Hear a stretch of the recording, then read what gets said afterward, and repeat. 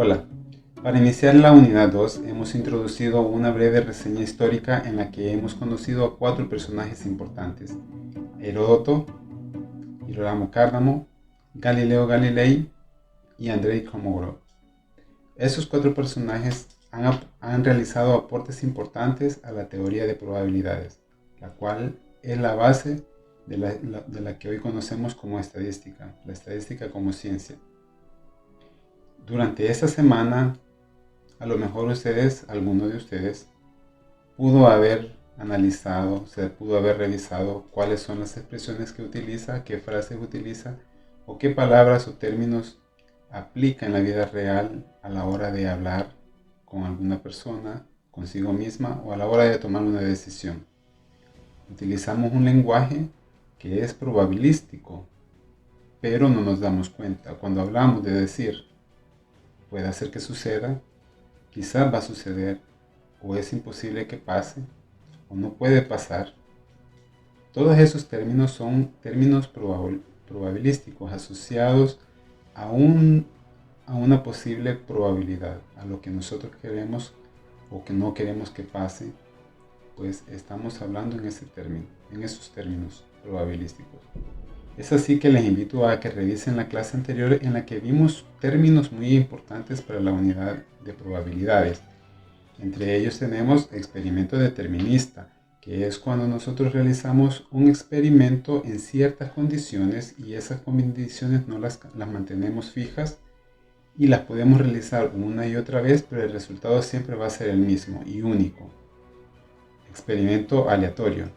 El experimento aleatorio es aquel en el que no importa si mantenemos fijas las condiciones, siempre vamos a tener al menos 2 resultados o más posibles, y a eso le llamamos experimento aleatorio porque interviene lo que es el azar o la aleatoriedad en el proceso. Luego viene lo que es el término o el concepto o la definición de espacio muestral. El espacio muestral es el conjunto de todos los elementos posibles o de todos los resultados posibles a la hora de realizar un experimento aleatorio. Cuando nosotros contamos el número de elementos que tiene el espacio muestral, a ese le llamamos cardinal, el que es la cantidad de elementos que surgen del espacio muestral de un experimento aleatorio asociado a dicho espacio muestral. También tenemos el concepto de conjunto potencia. El conjunto potencia es aquel conjunto que está formado por todos los conjuntos posibles que se pueden formar a partir del espacio muestral. Siendo así que si el conjunto potencia también es un conjunto, también tiene cantidad de elementos, y esa cantidad de elementos, si las contamos, a esa cantidad de elementos le llamamos cardinal del conjunto potencia. Y se puede calcular como 2 elevado al cardinal del espacio muestral. Luego tenemos el concepto de suceso o evento. Un suceso o un evento es una regla que definimos a partir del espacio muestral. Es un subconjunto entonces del espacio muestral. Un evento puede ser simple cuando está compuesto de un solo elemento, o puede ser compuesto cuando tenemos 2 o más elementos del espacio muestral en ese conjunto. Para poder comprender mejor los conceptos anteriores vamos a utilizar 2 ejemplos. En el primero vamos a utilizar de referencia una moneda y para el segundo vamos a hablar de un dado. En el caso que vamos a utilizar una moneda, el experimento aleatorio consistiría en lanzar una moneda y observar el resultado al momento de caer. El resultado que caiga va a ser a favor o en contra de lo que hayamos definido al inicio, en un juego de azar, por ejemplo. Si me interesa que caiga cara y no cae cara, pues el resultado sería en contra. Muy bien, pero esto no se queda ahí. En primer lugar, vamos a definir la moneda y todos los resultados posibles que tiene a la hora de ser lanzada. ¿Cuántos resultados posibles puedo tener yo si lanzo una moneda? Pues voy a tener solamente 2 resultados posibles, pero independientemente de las condiciones, cuando utilizo una tan sola moneda voy a tener siempre 2 resultados. Y la definición del experimento aleatorio nos dice que un experimento aleatorio es aquel que, independientemente de las condiciones en las que se realice, siempre van a haber dos o más resultados. Y aquí en este caso estamos teniendo dos resultados. Por tanto, el resultado va a ser aleatorio. O sea, el experimento, perdón, va a ser un experimento aleatorio. Diferente de un experimento que se realiza en un laboratorio en el que utilizamos químicos, y al utilizar siempre la misma fórmula en las mismas condiciones, el resultado va a ser único y siempre el mismo, no va a variar. Claro, si le cambiamos las condiciones, va a variar, vamos a tener otro resultado, pero igual si se mantienen esas condiciones nuevamente, ya este es otro experimento, pero sigue siendo determinista porque el resultado siempre va a ser el mismo. En un experimento aleatorio, ya dijimos, van a haber dos mínimo resultados. Si hay más, pues igual, sigue siendo aleatorio. ¿Qué pasa si yo tomo dos monedas?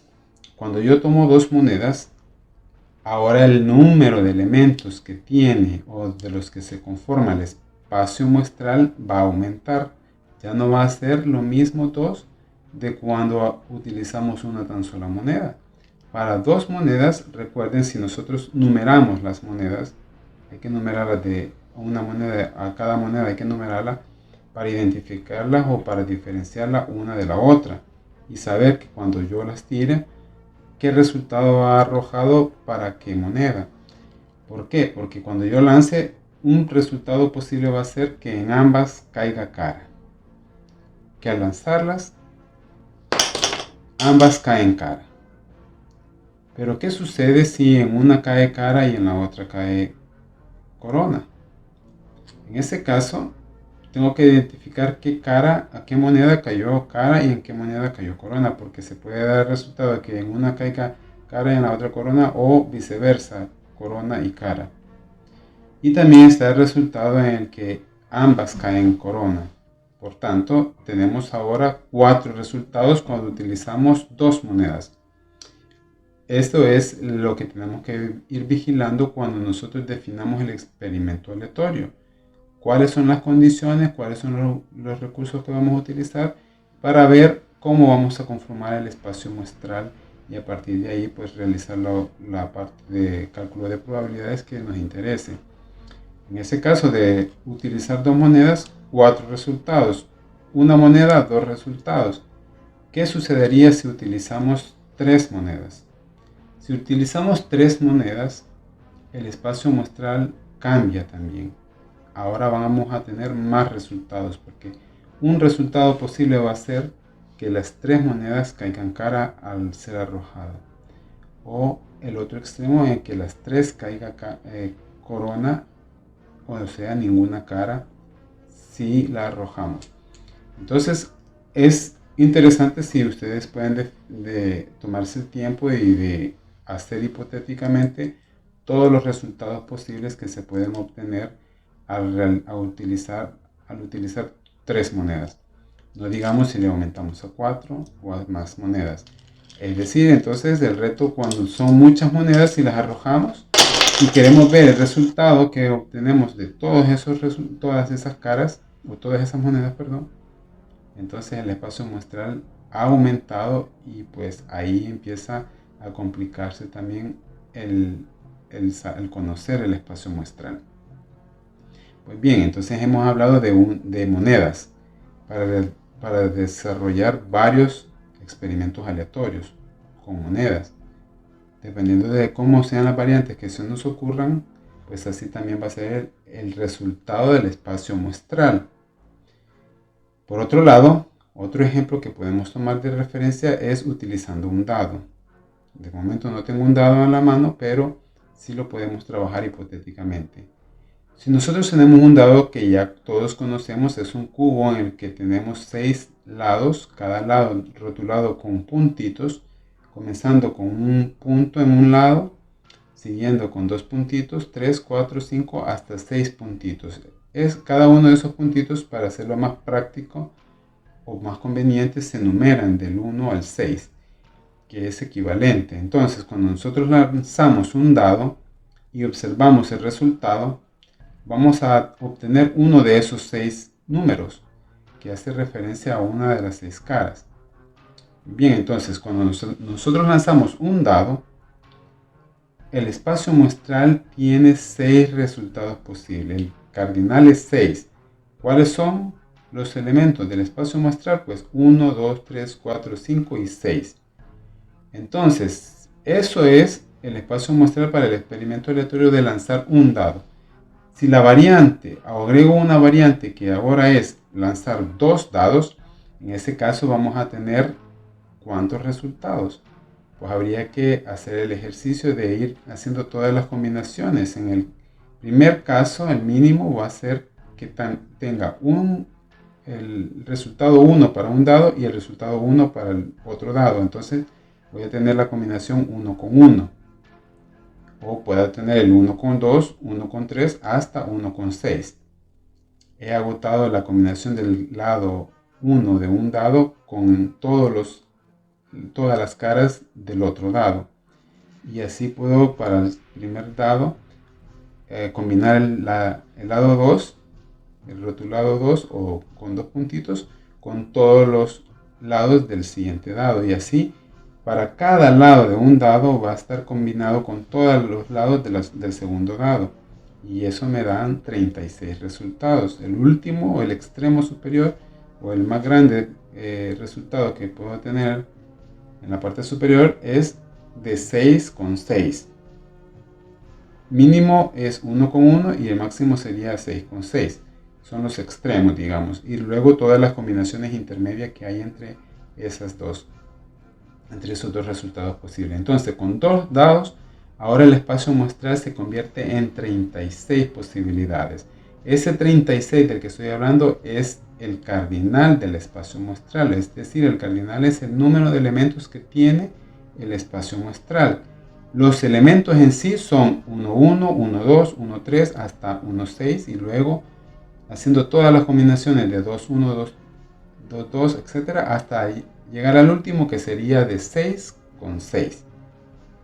Ahora se pueden imaginar el reto que sería de utilizar 3 dados, y esos 3 dados sacar todas las posibilidades, el espacio muestral cuántos elementos tendría. Todo eso se puede ir trabajando con práctica y desarrollando o interesándose por desarrollar más experimentos en los que tengamos que incluir más variantes para ver cómo va a ser el experimento aleatorio asociado y el espacio muestral que se va a desglosar a partir de ese experimento que definamos.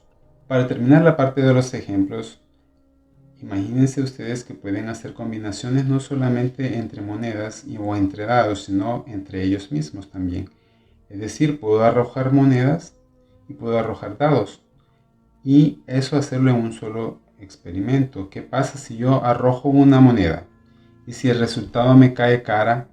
Entonces voy a arrojar un dado, pero si me cae cruz, voy a arrojar 2 dados. Entonces el experimento aleatorio ya no solamente tiene monedas ni dados, sino que tiene ambos, monedas y dados, que uno depende del resultado del otro. Pero sería interesante que ustedes se pongan a hacer el ejercicio de qué pasaría si yo lanzo una moneda y si cae cara, voy a tirar una vez un dado, y si cae cruz, voy a lanzar 2 veces el dado. Entonces, ¿cuáles son todas las combinaciones posibles que voy a tener al hacer un experimento de esta naturaleza?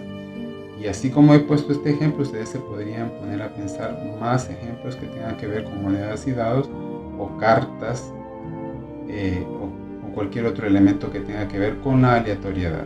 Bien, entonces para finalizar con este resumen que he hecho a partir de la clase anterior, les invito a que vayan a verla, tomen nota de los ejemplos y de los conceptos que ahí se están vertidos, y así estar preparados para la clase que se va a publicar en esta semana.